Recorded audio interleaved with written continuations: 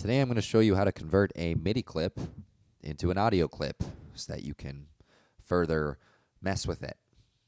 So we have this MIDI clip right here.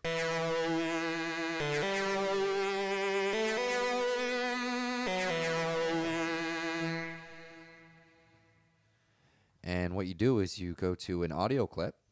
You can open up a new one if you need to by control clicking insert audio track.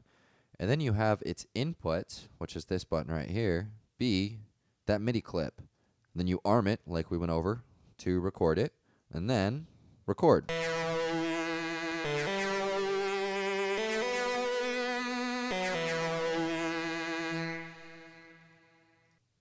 You now have an audio version of that MIDI clip you just made so that you could edit individual pieces of it, transpose it up, change the pitch, all types of fun stuff.